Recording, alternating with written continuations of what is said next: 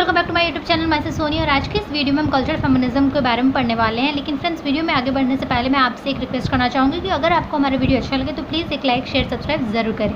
तो चलिए वीडियो को स्टार्ट करते हैं। फ्रेंड्स, कल्चरल फेमिनिज्म का शाब्दिक अर्थ होता है सांस्कृतिक नारीवाद।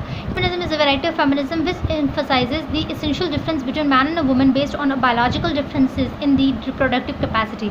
कल्चरल फेमिनिज्म एक ऐसी विचारधारा है जो महिला और पुरुषों के बीच जो प्रजनन क्षमता के आधार पर दोनों के बीच में भेद करती है। अब आप कहोगे कि ये कैसे फेमिनिज्म है जिसमें कि डिफरेंस पे जोर दिया जाता है, भेदभाव पे जोर दिया जाता है। तो हाँ, कल्चरल फेमिनिस्ट के आइडियोलॉजी वाले लोगों का ये मानना होता है कि जो बायोलॉजिकल डिफरेंसेस की वजह से मेल और फीमेल में जो डिफरेंट गुण होते हैं, जो ट्रेट्स होते हैं, वो कई मायनों में जो फीमेल्स के ट्रेट्स होते हैं वो मेल के ट्रेट्स से काफ़ी हद तक बेहतर होते हैं। जैसे कि वुमेंस में फॉर एग्जांपल्स वुमेन जो होती हैं वो मोर नर्चरिंग होती हैं, वो मोर केयरिंग होती हैं और समर्पित होती है अपने फैमिली के टुवर्ड्स, अपने फ्रेंड्स के टुवर्ड्स। तो उनका एक केयरिंग नेचर होता है जिसको समाज में हमेशा नज़रअंदाज कर दिया जाता है, बट वो भी बहुत ही पॉजिटिव एस्पेक्ट है सोसाइटी के डेवलपमेंट में, जिसे हम ज़्यादा वैल्यू नहीं देते। वहीं एक मेल जो होता है वो हम शुरुआत से ही थोड़ा अग्रेसिव और थोड़ा स्ट्रॉन्ग काइंड ऑफ कैरेक्टर होता है और हम सिर्फ उसी को तवज्जो ज़्यादा देते हैं और इस वजह से वुमेंस की इनर क्वालिटीज़ हमेशा दबी रह जाती हैं।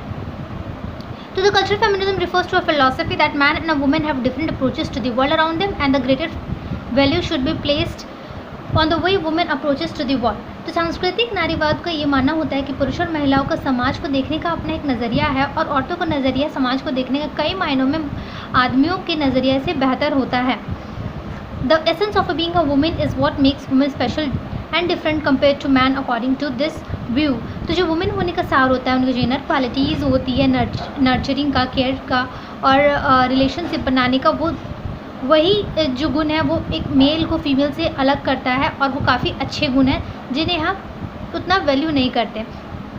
This female essence includes greater emphasis on a cooperation relationship and peace. इस दृष्टिकोण के अनुसार से स्त्री होने का सार महिलाओं को पुरुष की तुलना में विशेष और अलग बनाता है, क्योंकि महिलाएं जो है ना वो संबंध, सहयोग, शांति पर अधिक जोर देती है। उन्हें प्यार और देखभाल की भावना दूसरों के कंपैरिजन में अधिक होती है। फ्रेंड्स, फॉर एग्जांपल जो नर्सेज होती हैं हॉस्पिटल पे, वो कितनी केयरिंग होती हैं और नर्चरिंग होती है टुवर्ड्स देयर पेशेंट। तो वो उनका एक इनर ट्रेट है देखभाल करने का, जो उन्हें हमेशा से ही जो उनका जो कैरेक्टर है पीसफुल जो रहती हैं वो, और उनका जो देखभाल करने का कैरेक्टर है वही तो नर्सिंग के क्षेत्र में काम आता है ना।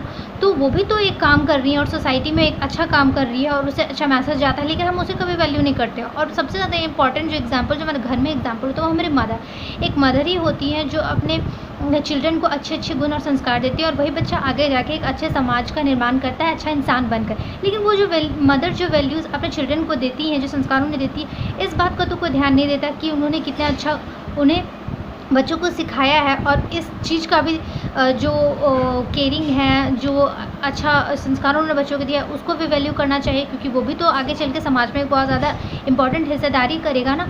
तो फिर यही सब नेचर जो वुमेंस का है वो उन्हें मेल से डिफरेंट बनाती है और हमें इसको इंपॉर्टेंस देना ही चाहिए। Cultural feminist can either believe that being more nurturing is biologically determined और they might believe that this trait was taught to them by society.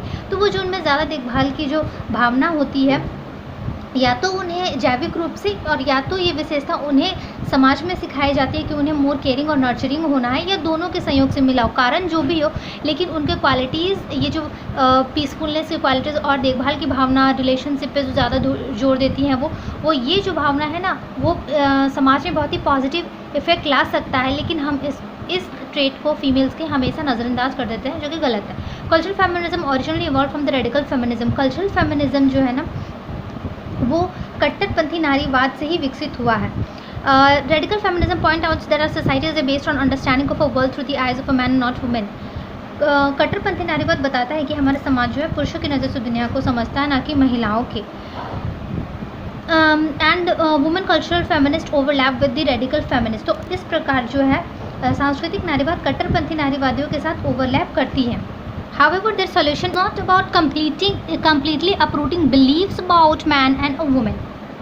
हालांकि कल्चरल फेमिनिस्ट आइडियोलॉजी वाले लोगों का ये मानना है कि इसका समाधान जो है पुरुषों के विश्वासों को पूरी तरह से उखाड़ के फेंकने का नहीं है, क्योंकि रेडिकल फेमिनिज्म ये मानती है कि जो पाट्रियार्की सिस्टम है वही सब इन सभी भेदभाव का जो वुमेंस के क्वालिटीज़ को नज़रअंदाज कर दिया जाता है उसका मुख्य कारण है। पर वुमेन फेमिनिज्म का ऐसा कोई मानना नहीं, उनको पाट्रियार्की से कोई लेना देना नहीं। उनको मतलब बस ये है कि जो पॉजिटिव और इनर क्वालिटीज़ वुमेन में उसको तवज्जो दिया जाए, तभी जाकर समाज एक साथ आगे बढ़ सकता है। Now the movement is about finding ways to make female essence more appreciated part of society and using women's special gift to contribute positively to the world।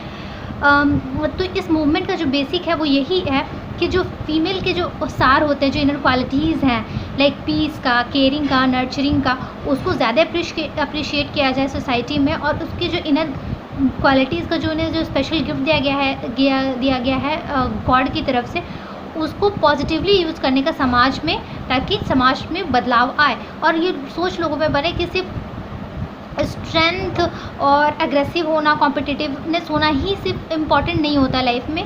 कभी कभी हमें काम होना पड़ता है, हमें पीसफुल होना पड़ता है, तभी कुछ बातें बन पाती हैं। Now the believe includes the idea that women in leadership position would be more likely than man to cultivate a more peaceful and less war torn world. Cultural feminist के लोगों का ये मानना होता है कि अगर वुमेन्स को जो है ना कुछ फील्ड में नेतृत्व दे दिया जाए ना, तो जो प्रॉब्लम्स के सॉल्यूशन मोर पीसफुली आ सकते हैं इन कंपैरिजन ऑफ मेल्स के, क्योंकि मेल्स जो है थोड़े बहुत बायोलॉजिकली थोड़े स्ट्रॉन्ग ज़्यादा होते हैं और वो थोड़े एग्रेसिव टाइप के ज़्यादा होते हैं। तो अगर कुछ सिचुएशन को हैंडल करने के लिए अगर वुमेन का लीडरशिप दिया जाए तो वो बहुत ही आसानी से और बहुत ही पीसफुली सुलझ सकता है मैन के कंपैरिजन में। Now cultural feminist argues that what they define as a traditional male behaviour including aggressiveness, competitiveness and domination are harmful to society. Cultural feminist ideology वालों का ये मानना है कि जो पुरुषों के पारंपरिक व्यवहार होते हैं ना, जिसमें आक्रामकता, प्रतिस्पर्धा और वर्चस्व होता है, वो ना हमेशा सोसाइटी के लिए अच्छा नहीं होता, वो हार्मफुल भी होता है। Instead cultural feminist argues emphasising caring cooperation would make a better world. इसके बजाय सांस्कृतिक नारीवाद ये तर्क देता है कि देखभाल, सहयोग और जो समतावाद का भावना है ना, उस पर अगर हम जोर दें तो एक बेहतर दुनिया बनाई जा सकती है। Now cultural feminist advocates for सांस्कृतिक नारीवाद वकालत करते हैं equal valuing of a female occupation including parenting. Women's के हर ऑक्यूपेशन को इक्वल वैल्यू देना चाहिए, चाहे वो कुछ भी हो, इंक्लूडिंग पेरेंटिंग, चाहे वो एक फैमिली का देखभाल ही क्यों ना हो, एक चिल्ड्रन की जो पेरेंटिंग होती है या फिर बड़े बुजुर्गों का देखभाल क्यों ना हो, उसको भी तवज्जो देना चाहिए। तो पालन पोषण सहित महिला व्यवसायों का सम्मान, respecting child care in the home, घर में बच्चों के देखभाल का सम्मान करना, paying wages salaries so that staying home is economically arable, free वेतन का भुगतान करना ताकि घर में रहना आर्थिक रूप से फीमेल्स को मदद कर सके। क्या होता है कि जो मदर्स होती हैं, जो हमारे घर में जो मदर होती हैं, वो 24/7 वर्क करती हैं, जो केयर करती हैं, देखभाल करती हैं, खाना वाना बनाती हैं, सबको अच्छे अच्छे वैल्यूज़ सिखाती है बच्चों को, तो उसका भी तो सैलरी मिलना चाहिए। लेकिन नहीं, हम उसको वैल्यू करते ही नहीं है, उस गुण को हम लोग देखते ही नहीं है कि किस तरह वुमेन एक बेहतर समाज बनाने में कंट्रीब्यूशन कर रही है। तो इसीलिए तो हम उन्हें वेज नहीं देते, तो हमें लगता है कि वो उनका काम ही है, लेकिन नहीं, वो जो उनका गुण है ना, इसी वजह से आज हम लोगों ने उन्हें पेरेंटिंग के फील्ड पे रखा है, क्योंकि वही एक बेटर पेरेंटिंग को अच्छे से कर सकती है, बिकॉज वो ज़्यादा केयरिंग होती है, पीसफुल होती है और नर्चरिंग होती है, तो उन्हें भी पेमेंट मिलना चाहिए ना। Respecting female values of A care and nurturing, women's की जो क्वालिटीज़ होती है केयर और नर्चर करने को, उसे रिस्पेक्ट करना चाहिए। अब बहुत सारे मेल होते हैं जो फीमेल्स को क्वेश्चन करते हैं कि तुम पूरे दिन घर में क्या करती हो, लेकिन वो भूल जाते हैं कि जो केयर उनके पेरेंट्स को करती है, जो कुछ वो अपने बच्चों को सिखाती है, वो सब भी एक इंपॉर्टेंट कंट्रीब्यूशन करता है समाज में, क्योंकि वही बच्चे, जैसे मैंने पहले बताया, आगे जाके देश का भविष्य बनते हैं। और अगर उनमें अच्छे गुण उनके पेरेंट्स ने डाले हैं,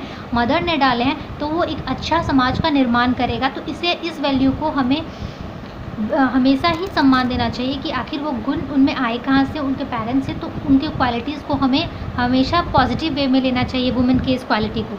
now working to balance a culture that overvalues male value of aggression and undervalues the females values of kindness and gentleness, एक ऐसे समाज की स्थापना करने की कोशिश करना जिसमें कि संतुलन हो, जिसमें हम ये मानते हैं कि आदमियों के एग्रेशन को ज़्यादा वैल्यू दिया जाता है और काइंडनेस और जेंटलनेस जो फीमेल में होती है उसे कम वैल्यू दिया जाता है। तो इस जो भेदभाव है ना, उनके जो ट्रेट्स होते हैं उसको लेके उसको बैलेंस करो, तब जाके एक अच्छा समाज का निर्माण हो सकेगा।